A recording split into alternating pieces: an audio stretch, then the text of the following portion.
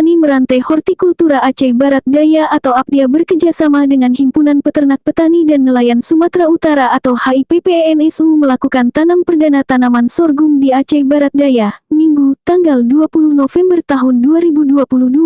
Nuh Mukhlis, mewakili HIPPENSU, mengatakan, lahan yang berlokasi di kawasan Padang Merantai, Kecamatan Suso ini menjadi pilot proyek pengembangan sorghum di APDIA. Dia juga mengatakan, penanaman sorghum hari ini merupakan upaya pihaknya untuk membudidayakan kembali tanaman sorghum sebagai sumber pangan alternatif. Diungkapkan Nuh Mukhlis, bahkan dulu di sejumlah daerah, sorghum menjadi sumber pangan pokok seperti halnya padi atau beras.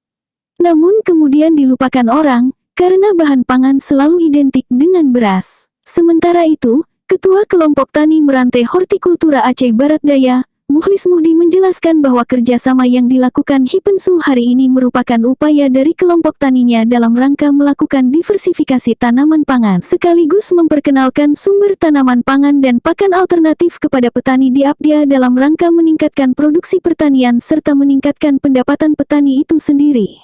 Selanjutnya, Mukhlis Muhdi juga menjelaskan bahwa sorghum ini tanaman sehat, mudah dibudidayakan, rendah biaya produksi dan sangat bermanfaat untuk kesehatan. Ini menjadi pilot proyek pengembangan sorghum di APDIA. Dari Kabupaten Aceh Barat Daya, Tim Antaran melaporkan.